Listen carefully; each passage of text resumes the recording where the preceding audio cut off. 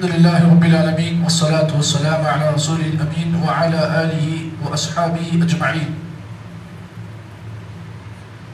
وعن عائشة رضي الله تعالى عنها قالت كان رسول الله صلى الله عليه وسلم كلما كان ليلتها من رسول الله صلى الله عليه وسلم يخرج من آخر الليل إلى البقيع فيقول السلام عليكم دار قوم مؤمنين وآتاكم ما توعدون غدا مؤجلون وإنا إن شاء الله بكم لاحقون اللهم اغفر لأهل بقيع الغرقد رواہ مسلم.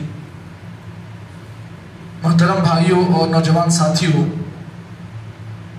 گزشتہ کل کے درس میں آپ حضرات کے سامنے جیسا کہ یہ بات کہی گئی کہ قبروں کی زیارت کے مسئلے میں ہر ایک مسلمان کو جانکاری رکھنا بہت ضروری ہے، کیونکہ عام طور پر دیکھنے میں آتا ہے کہ ہمارے اکثر بھائی جو اپنے مسلمان بھائی ہیں، جو اپنے جماعتی بھائی ہیں، قبرستان میں عجیب و غریب بیکار حرکتیں کرتے ہیں.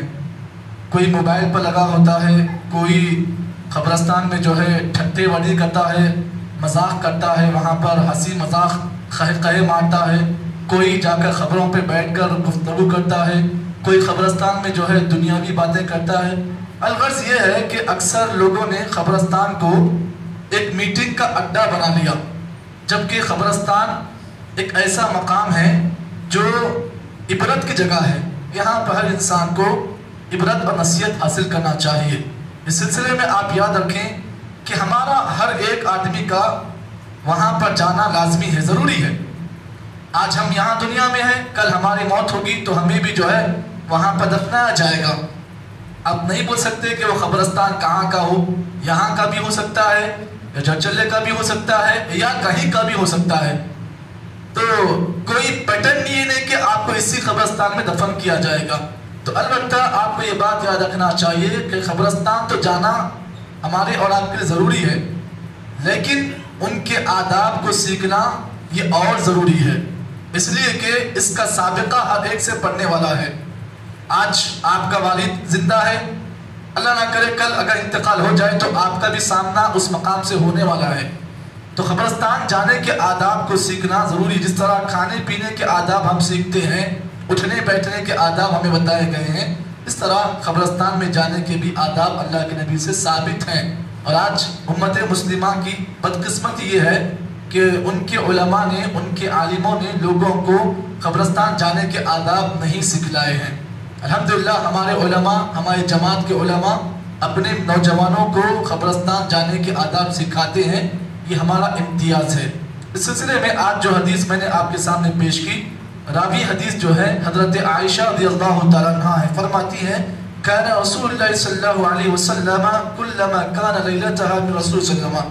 اللہ کے نبی صلی اللہ علیہ وسلم کے بارے میں عائشہ رضی اللہ تعالیٰ فرماتی ہیں جب کبھی اللہ کے نبی صلی اللہ علیہ وسلم میرے پاس آتے، یعنی جب میری باری کا وقت ہوتا، حضرت عائشہ کی باری جب اللہ کے نبی کے پاس آتی، یعنی اللہ کے نبی حضرت عائشہ کے پاس جاتے. آپ کی باریاں مختص ہوتی، آج فلاں بیوی کے پاس تو کل کسی اور کے پاس، تو اللہ کے نبی کی باریاں تقسیم شدہ تھی. تو حضرت عائشہ فرماتی ہیں جب اللہ کے نبی صلی اللہ علیہ وسلم کی باری میرے پاس ہوتی تو آپ کیا کرتے؟ یخرج من آخر اللیل الی البقیع. اللہ کے نبی صلی اللہ علیہ وسلم جو مدینے کا جو قبرستان ہے جسے جنت البقیع کے نام سے جانتے ہیں، اصل میں اس کا نام اللہ کے نبی کے زمانے میں بقیع غرقد تھا. اس قبرستان کا نام جو مدینے میں جو قبرستان ہے اس کا اصلی نام اللہ کے نبی کے زمانے میں بقیع غرقد. غرقد کا مطلب یہ ہے کہ وہاں پر اس زمانے میں ایک بڑا ایک زبردست پیڑ تھا، ایک بڑا درخت تھا. اسی درخت کی مناسبت سے اس قبرستان کا نام غرقد پڑا تھا. تو اس قبرستان کا نام اللہ کے نبی کے زمانے میں بقیع غرقد تھا. آج ہمارے پاس اس قبرستان کا نام کیا ہے؟ جنت البقیع کے نام سے ہم جانتے ہیں، لیکن اللہ کے نبی کے زمانے میں اس قبرستان کا نام بقیع غرقد تھا. تو حضرت عائشہ فرماتی ہیں کہ نبی اکرم صلی اللہ علیہ وسلم جب بھی میرے پاس آتے، آپ کی باری میرے پاس ہوتی تو آپ بقیع غرقد جاتے، یعنی جنت البقیع کو جاتے. وہاں پر آپ صلی اللہ علیہ وسلم جو ہے قبروں کی زیارت کرتے. فیقول، اور دیکھیے زیارت کے آداب دیکھیے، جب بھی قبرستان جائیں تو یہاں پر ایک مسئلہ یہ معلوم ہوا کہ قبروں کی زیارت رات میں بھی اگر کوئی انسان کرتا ہے تو جائز ہے. قبر کی زیارت رات میں بھی آپ کر سکتے ہیں. اس کے لیے کوئی وقت خاص نہیں ہے کہ آپ دن میں جانا، جمعہ کو جمعہ جانا، بڑوں کی عید کو جانا، ایسا مختص نہیں ہے. آپ کبھی بھی جب بھی آپ کا دل بولے آپ جا سکتے ہیں قبرستان کو، لیکن وقت، تاریخ، سال، مہینہ ایسا خاص کر کے جانا یہ اللہ کے نبی سے ثابت نہیں ہے. یا دیکھیے اللہ کے نبی جا رہے ہیں بقیع غرقد کو، اور کب جا رہے ہیں؟ رات کے وقت میں. اللہ کے نبی صلی اللہ علیہ وسلم قبر کی زیارت آپ صلی اللہ علیہ وسلم اس انداز سے کرتے ہیں، فَيَقُولُ السلام علیکم دار قوم مؤمنین. آپ صلی اللہ علیہ وسلم جب بھی قبرستان جاتے تو قبرستان جانے سے پہلے اللہ کے نبی سلام کرتے، السلام علیکم دار قوم مؤمنین، سلامتی ہو مومنوں کی بستی والوں کے لیے. یعنی جو مومن ہیں اس قبر میں، جتنے بھی قبرستان میں جتنے مومن ہیں سب کے لیے سلامتی ہے. یہاں پر سلام سے مراد یہ سلام نہیں جو ہم عام طور پر جو ہم سلام کرتے ہیں، سلام سے مراد قبر والوں کے لیے دعا ہے. السلام علیکم دار قوم مؤمنین، دعا ہے ان لوگوں کے لیے جو مومنوں کی بستی ہے، اس میں جتنے مومن ہیں سب کے لیے ہماری طرف سے دعا ہے. اس کے بعد وَآتَاكُمْ مَا تُوعَدُونَ، نبی کہتے کہ تمہیں جس چیز کا وعدہ کیا گیا وہ تمہارے پاس آ گئی، یعنی موت. جس کا تم سے وعدہ کیا گیا آج تمہیں وہ چیز مل گئی. وَآتَاكُمْ مَا تُوعَدُونَ، تم سے جو وعدہ کیا گیا وہ تم کو آ پہنچا. غدم مؤجلون، کل ہم تم سے ملاقات کرنے والے ہیں. آج تم لوگ ہم سے چلے گئے اور کل ایک دن آنے والا ہے ہم تم سے ملاقات کریں گے. اللہم اغفر لی، اللہم اغفر لأہل البقیع الغرقد، نبی کی آخری جو دعا ہوتی اس قبرستان والوں کے لیے، اے اللہ تعالیٰ بقیع غرقد میں جتنے لوگ ہیں اللہ سب کی مغفرت فرما دے. یہ اللہ کے نبی صلی اللہ علیہ وسلم کی یہ دعا ہوتی قبرستان میں جاتے وقت. اس حدیث کو امام مسلم نے صحیح میں روایت کیا. معلوم کیا ہوا اس حدیث سے؟ جہاں پر ایک نقطہ معلوم ہوا وہ کیا ہوا کہ قبرستان کی زیارت رات میں بھی آپ کر سکتے ہیں. یہ پہلا مسئلہ معلوم ہوا. دوسرا مسئلہ اس حدیث سے یہ نکلا کہ جب بھی کوئی آدمی قبرستان جائے تو قبر میں ٹہل کر دعا نہ کرے.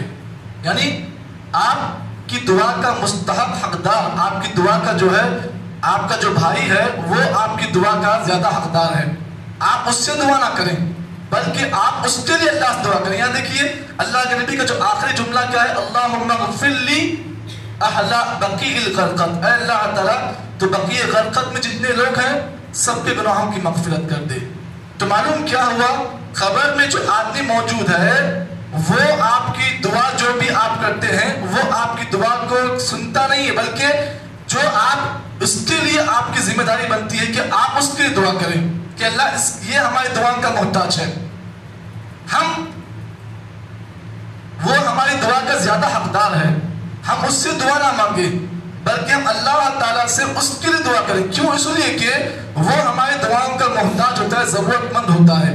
یہاں پر ایک مسئلہ یہ معلوم ہوا کہ جو لوگ قبرستان میں ٹہل کر دعائیں مانگتے ہیں، کہ جیسے کہ مدینے میں بڑا مشہور ہے ایک واقعہ کہ ایک آدمی جو ہے پاکستان یہاں سے وہاں سے کہیں گیا، اللہ کے نبی کی جہاں قبر ہوتی ہے، جہاں پہ اللہ کے نبی کا جو قبر کا جو واقعہ جہاں پر ہے، اللہ کے نبی کی جہاں پر خبر ہے وہاں پر اس آدمی ٹھہر کر دعا کیا ہے، نبی آپ کو کیا ہو گیا کہ آپ ہماری حالت کو دیکھ کر آپ دعا کیوں نہیں کرتے ہیں؟